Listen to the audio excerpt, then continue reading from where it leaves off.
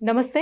Welcome to Suman TV. నేను మీ యామిని. ప్రస్తుతం మనతో ఉన్నారు ప్రముఖ ఆధ్యాత్మికవేత్త, గురుస్వామి డాక్టర్ బ్రహ్మశ్రీ రాజన్ నమూద్రి గారున్నారు. గురుగారితో మనం మాట్లాడదాం. నమస్కారం గురుగారు.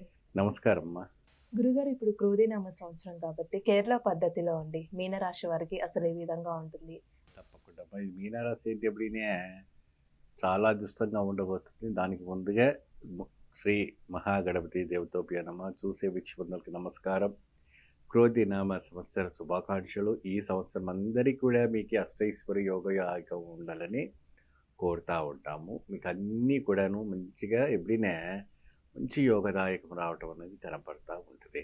ఈ యొక్క మీనరాశికి కొన్ని సంఘటనలు, కొన్ని దుఃఖాలు అనేది ఏర్పడే వంటి ఒక సూచనలు మనకు కనపడుతుంటాయి. ఎందుకు అప్పుడే వీళ్ళకి వచ్చేసి ఏళ్ళనాటి శని ఇప్పుడు నడుస్తూ ఉంది కాబట్టి ఆ ఒక ప్రెషర్ అప్పుడు కనపడుతూ ఉంటుంది. అందుబాటు ప్రెషర్కి వీళ్ళకి కొద్దిగా దోషాలు ఉంటాయి. ఎక్కువ శాతము వీళ్ళు జ్యోతిర్లింగ దర్శనం చేసుకుంటే చాలా అద్భుతంగా ఉంటుంది.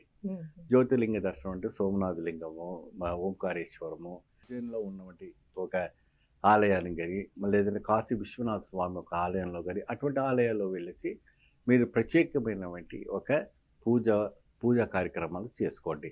ఇంకోటి ఏంటంటే శనికి ఈశ్వరుడికి బాగా ఇదిగా ఉంది కాబట్టి, శనికి బాగా దోషం ఉంది కాబట్టి మీరు చాలా దుఃఖంలో ఉంటారు.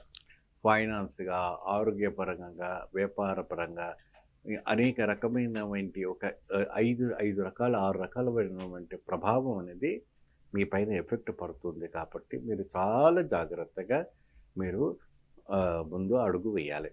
ముఖ్యంగా ఏంటంటే అమ్మా, వీళ్ళు ప్రత్యేకమైనటువంటి రూపాయి కూడాను ప్రతిదిన కూడాను కొద్దిగా కేటాయించుకోవాలి. భార్యాభర్తల్లో కూడా అన్యోన్యతత్వంగా ఉండకపోవచ్చు.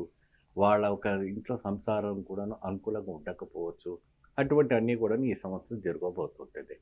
సో వ్యాపారంలో కూడాను ఎటువంటి కూడాను రైతులకు కూడా కాస్త నష్టపరిహారం జరగటము, మరియు అదే రకంగా కొద్దిగా మనం ఏదైనా మీరు పోస్టింగ్ బయటకు పెట్టుకోవాలన్నా, పోస్టింగ్ చేసుకోవాలన్నా, ఇంకేదైనా ఎవరికైనా కూడా మీరు అప్పు తీసుకోవాలన్నా కూడా, మీరు కేటాయించుకోవాలన్నా కూడా అది రాకపోవటం అనేప్పుడు జరుగుతూ ఉంటాయి.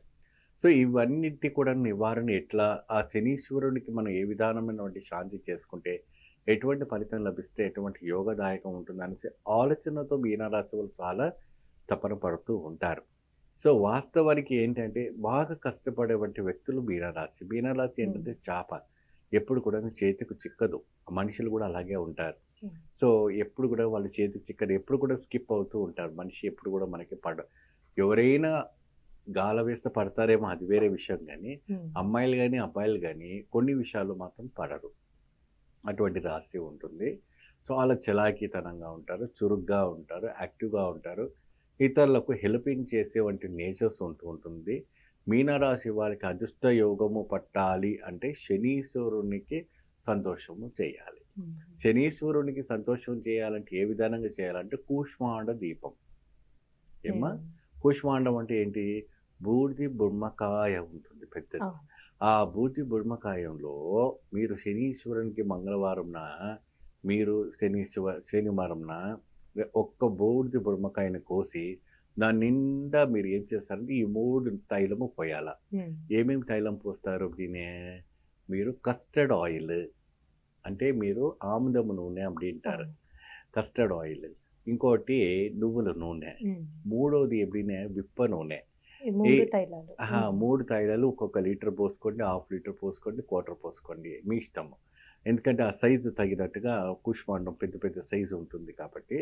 మరి వత్తి ఎప్పుడైనా ఒక మంచిగా ఒక 1/2 కేజీ తీసుకున్న, 1/4 కేజీ తీసుకున్న ఆ వత్తి మంచిగా దొడ్డుగా చేసి అందులో కర్పూరం పెట్టి ఆ ఒక శనీశ్వరునికి దీపారాధన చేయాలా. శని స్తోత్రం, శని గాయత్రి జపం చేసుకోవాలా. స్వామికి విశేషమైనటువంటి అష్టమి రోజున కాలభైరవ అష్టక స్తోత్రం, కాలభైరవుని యొక్క అభిషేకం, కాలభైరవ కూష్మాండ బలి పూజ, కాలభైరవునికి కోటర్ ఉంటుంది కమ్మా మద్యపానీయము, అది ఆ స్వామికి నివేదన పెట్టాలి అక్కడ. అంటే ఇది వచ్చి స్వామి వారికి దుఃఖహరణ, దోషహరణ, నివర్ధన పోతుంది. ఆ మద్యపానీయము ఆ ఒక్క కాలభైరవునికి ఇవ్వటం, ఆ స్వామికి అభిషేకం చేయటం వల్ల కూడా సకల దోష నివర్ధన అవుతుంది. ప్రతి రాత్రి హనుమాన్ చాలీస, కాలభైరవ అష్టకము, కంద షష్ఠి కవచము ఇవి మూడు కూడా గట్టిగా ఈ ఒక రాశి వాళ్ళు చదివితే అదృష్ట యోగము పట్టవడానికి చాలా దగ్గరగా ఉంది. ఇప్పుడు ఆలయం కూడా ఏది దర్శిస్తాం మంచిదండి? ఇది వరకు నేను చెప్పాను కొన్ని ఆలయాలు. అవును. కాలభైరవుని ఆలయం గాని, ఉమ్. శనీశ్వరుని ఆలయం గాని వాళ్ళని పట్టుకోవాలి ఇంకా.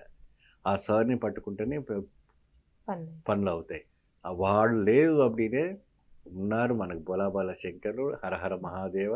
ఆ లింగేశ్వరుని పట్టుకుంటే, పరమశివుని పట్టుకుంటే సకల దోష నివారణం అంతా కూడా ఆయనే చూసుకుంటాడు. ఎందుకంటే కాలము, చక్రము, నమర అన్నీ కూడా ఆయనే సర్వోత్తర్యామి.